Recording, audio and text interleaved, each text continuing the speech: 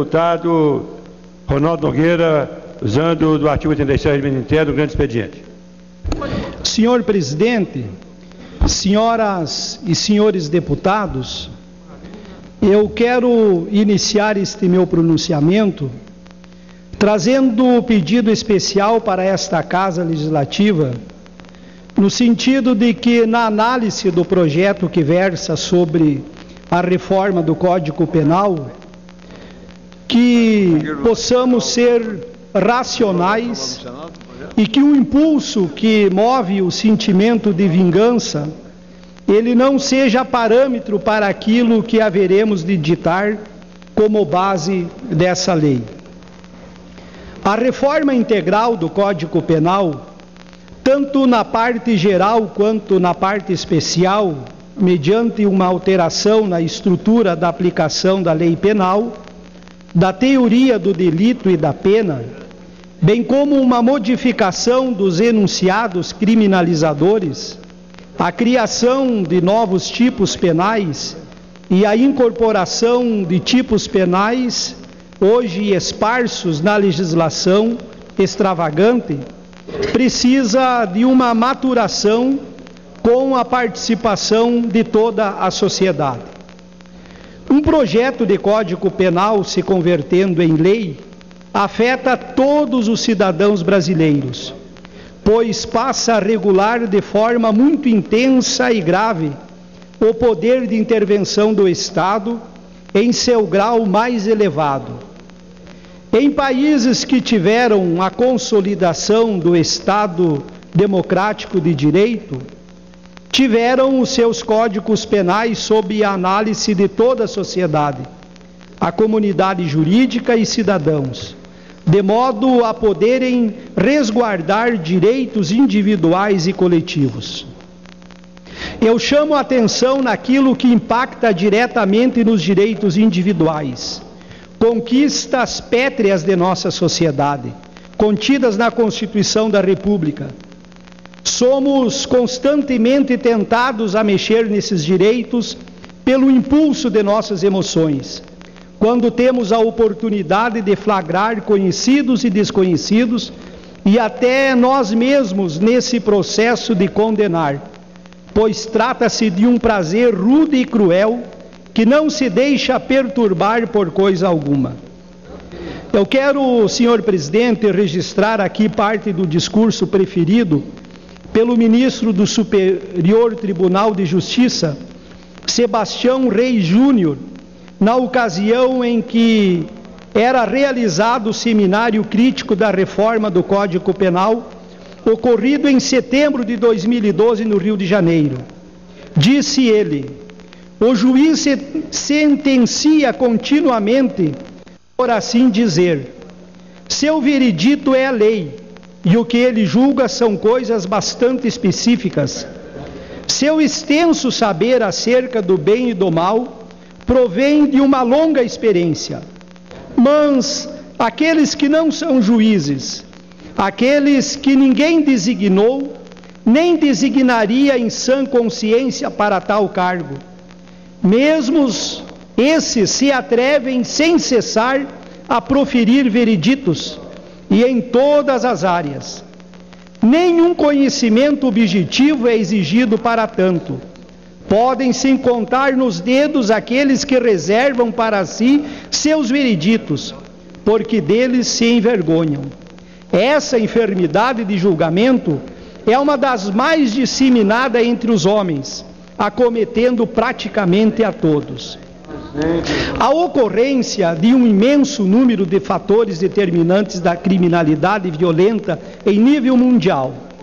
Por um lado, é a liberdade de informação e, por outro, tem provocado vagas de insegurança coletiva que são multiplicadas ao infinito pelos meios de comunicação.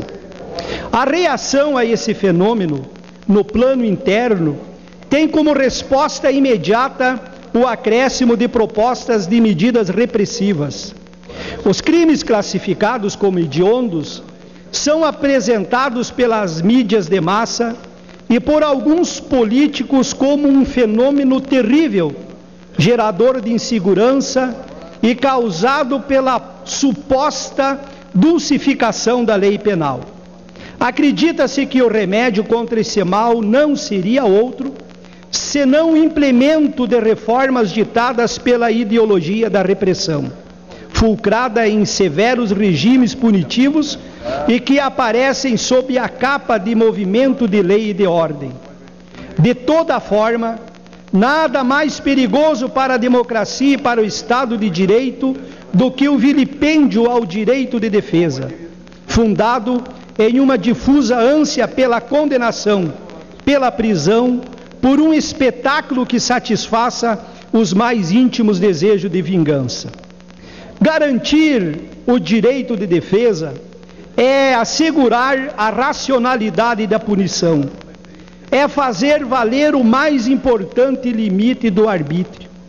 Não por acaso tal direito está previsto na Constituição, no Pacto de São José da Costa Rica, na Declaração dos Direitos do Homem e nos mais diversos tratados e convenções.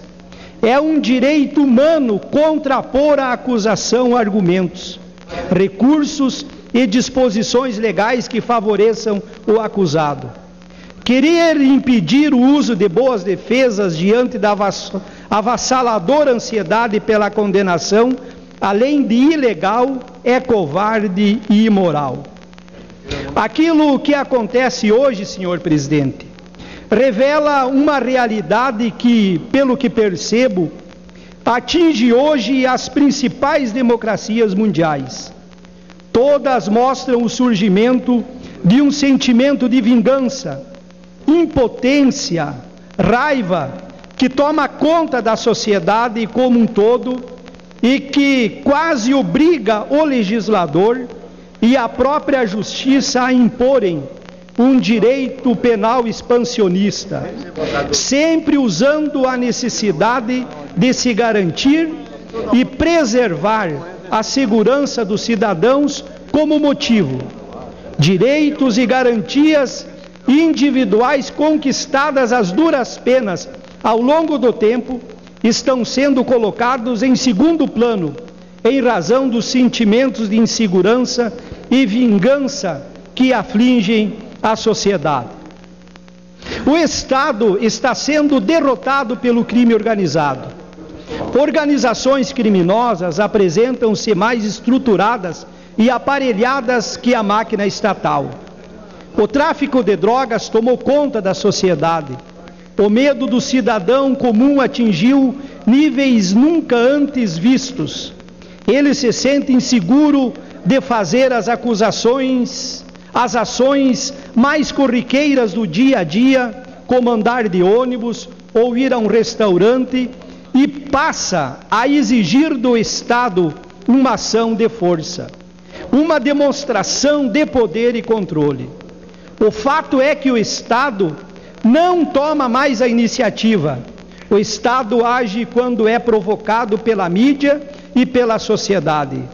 Surgem leis pontuais que, em reação ao reclamo social, muitas vezes populistas, criam novos tipos penais, considerando fatos que, em período de normalidade, não mereceriam atenção, que, pelo projeto do Código Penal apresentado recentemente, poderá tornar-se crime. Ou penalizam com maior rigor tipos de crimes já existentes, como é o caso da Lei de Crimes Hediondos, por exemplo, que impõe o regime fechado como único meio para cumprimento de penas em razão de determinados crimes, sem o devido cuidado de respeitar uma estrutura penal já existente. O Código Penal não pode ser uma legislação de pânico. Para o professor Antônio Batista Gonçalves, o resultado prático é um verdadeiro Frankenstein normativo, ou melhor, uma completa colcha de retalhos de normas, estas que são criadas para responderem problemas imediatos, mas que não têm uma conexão com o sistema em si. A reforma de leis penais parece ser uma resposta mais simples ao reclamo popular, sendo para o Estado mais cômodo achar um culpado, o criminoso, e puni-lo remediando ou tentando remediar um problema do que solucioná-lo na sua origem, que em sua grande parte é de causa social e econômica.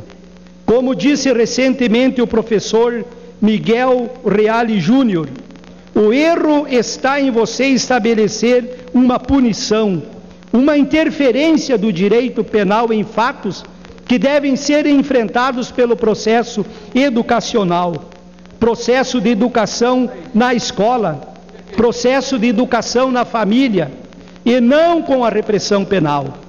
Imaginar que trazer punição do direito penal para resolver as coisas e que vamos dormir tranquilos porque o direito penal está resolvendo tudo, é a ausência dos controles informais. A escola, a igreja, a família, o sindicato, o clube, a associação do bairro, a vizinhança e etc. São todas formas naturais, sociais, de controle social com pacificação. Quando os controles informais já não atuam, se reforça o direito penal como salvação. Passa a ser o desaguador de todas as expectativas e que muitas não se realizam. O fato é que o crime surge e cresce onde o Estado se mostra falho, inseguro e ausente. No Brasil é notório o fenômeno que atinge as nossas favelas, onde o crime organizado, o tráfico, supre a carência do Estado, oferecendo o que esse não consegue prover: segurança, hierarquia, ordem, saúde e educação. Como diz Alexandre de Moraes, uma onda propagandística dirigida especialmente às massas populares, por aqueles que, preocupados em desviar a atenção dos graves problemas sociais e econômicos, tentam encobrir que esses fenômenos desgastantes do tecido social são evidentemente, entre outros, os principais fatores que desencadeiam o aumento, não tão desenfreado e incontrolável quando alardeiam da criminalidade.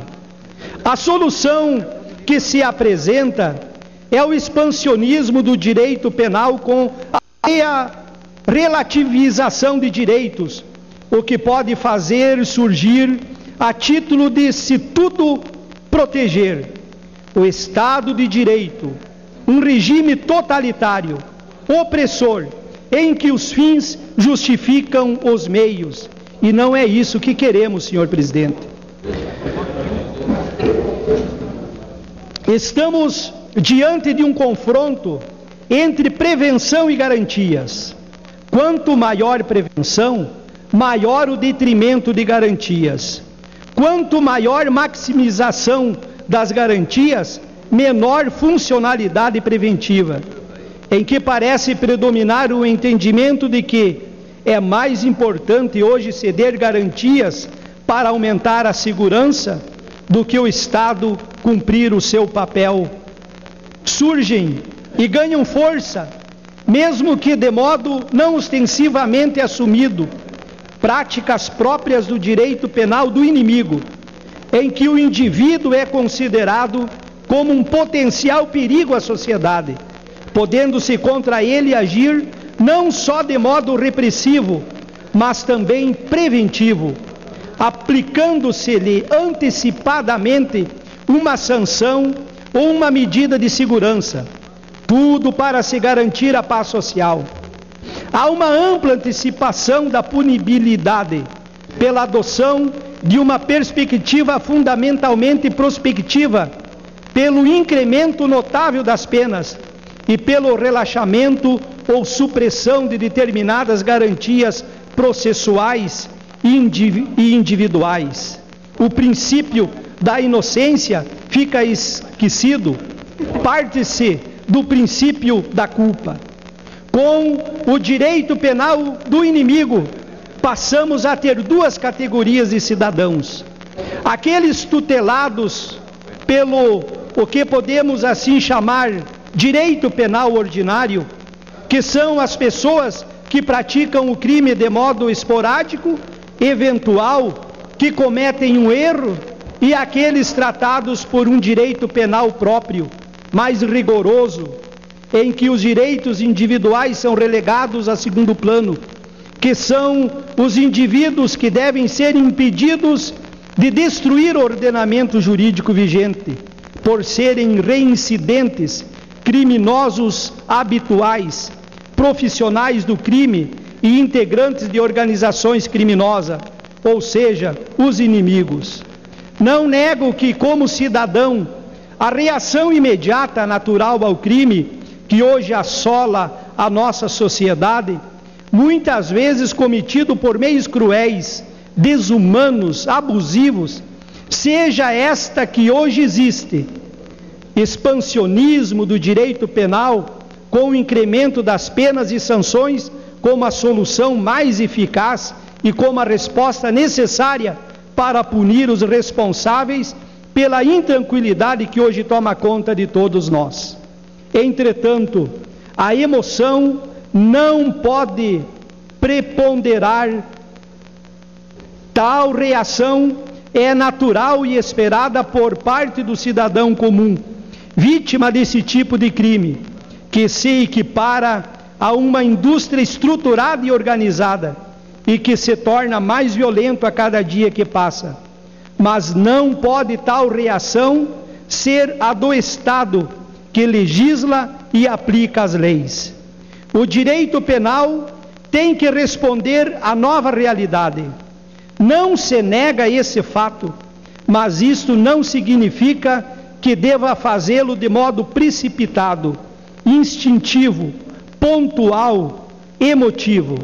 As soluções devem permitir que modificações pontuais criem desproporcionalidades inaceitáveis em crimes menores, em que crimes menores sejam punidos com maior rigor do que crimes maiores, ou em que a punição se imponha de forma abstrata, genérica, sem se considerar a situação concreta e pessoal do infrator e a circunstância do crime. O direito penal deve acompanhar a dinâmica social, procurando adaptar-se às necessidades de proteção de bens e de interesses valorizados pela sociedade, desde que a tutela por parte de outros ramos do direito tenha se mostrado inócua, isso tendo em vista o seu caráter subsidiário. Por outro lado, sua abrangência não pode ser ilimitada e descriteriosa, alcançando quaisquer condutas, pois deve ser sua atuação ter como parâmetro seus princípios e postulados, instituídos a favor da preservação da liberdade e de outros direitos individuais que poderão ser violados se a dogmática penal não foi obedecida. Existem princípios que devem ser considerados e respeitados, como escreve Jorge Miranda. Os direitos penais podem sofrer limites em nome da ordem pública, quando tal seja exigido pela preservação da ordem constitucional e democrática. Tal como, em contrapartida, os direitos não podem ser exercidos em liberdade e igualdade sem ordem pública. Mais adiante diz ele ainda que, por imperativo quer da verdade e da legalidade, quer do respeito que é devido à dignidade de qualquer pessoa, mesmo quando culpada, um Estado de Direito tem de ser a restringir a determinadas regras como sejam. Em caso algum pode alguém perder ou ser privado, definitiva ou temporariamente, de todos os seus direitos e liberdades. Em caso algum pode haver restrição, suspensão ou privação individual de direitos, como direito à vida ou à integridade, os direitos arguidos ou a liberdade da religião. Tampouco é admissível a privação como caráter perpétuo ou com duração ilimitada ou indefinida de qualquer direito ou liberdade. Nenhuma medida de polícia pode efetivar o conteúdo essencial dos direitos, salvo em estado de sítio. Aos tribunais cabe, e apenas a eles, a aplicação de quaisquer sanções criminais e a lei definidora da sua competência. Tem de ser geral, abstrata e anterior ao crime. Deve ser garantido o direito de recurso para um tribunal superior. É fácil de ver que a desestabilização do sistema penal nos seus princípios e na sua dogmática equivale também a uma radical alteração dos princípios fundantes e dos princípios estruturantes do direito constitucional.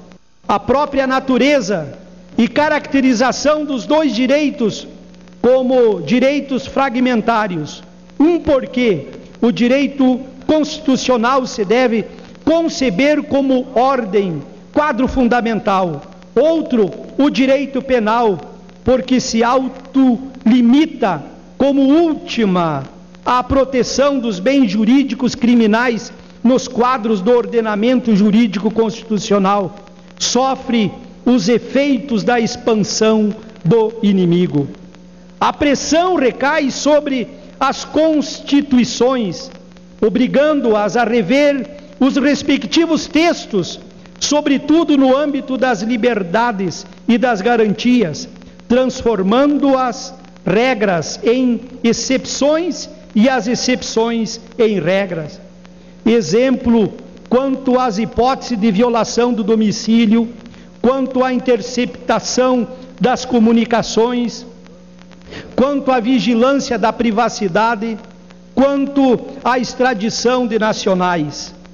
O Estado de Direito Democrático Constitucional volta a albergar o estado de exceção como estado de necessidade, sem as restrições do direito de necessidade. Na verdade, senhor presidente, ouso dizer que devemos nos perguntar também qual o valor mais nobre, o valor de proteção à intimidade das pessoas ou da busca da verdade nos processos? Qual é o limite da relativização dos direitos fundamentais? Quais os limites do direito à prova? O modo de agir pode valer mais do que o resultado? Como devem ser vistas as regras probatórias? De um lado, busca-se a preservação da intimidade, da privacidade e de seus consectários, inviolabilidade de sigilo de dados e das comunicações telefônicas, bancário e fiscal, entre outros direitos individuais. De outro, temos a segurança da coletividade e o poder-dever do Estado de reprimir práticas delitivas.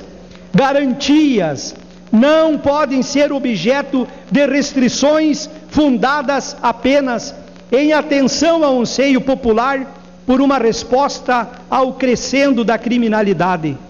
Esse alerta é importante porque a segurança do cidadão e a satisfação do interesse público são sempre usadas como desculpas, não apenas para alterações legislativas, como a criação a toque de caixa de leis que criam tipos penais e restringem direitos, mas também para a própria atuação do Poder Judiciário, que interpreta muitas vezes de forma mais ampla exceções a direitos garantidos em lei ou mesmo na própria Constituição. O respeito efetivo pelos direitos individuais e pelas garantias fundamentais outorgadas pela ordem jurídica aos cidadãos representa, em ordem geral, o sinal mais expressivo e o indício mais veemente de que se consolida de maneira real o quadro democrático delineado na Constituição Federal.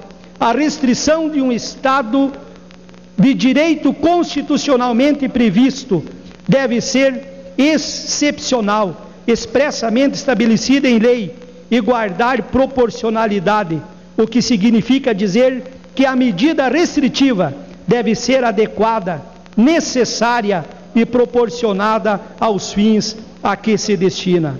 Não podemos permitir que a necessidade de se garantir segurança do cidadão, só para concluir, senhor presidente, seja usada como desculpa pelo Estado para continuar se omitindo quanto às ações necessárias para solucionar na origem os problemas decorrentes de ordem social.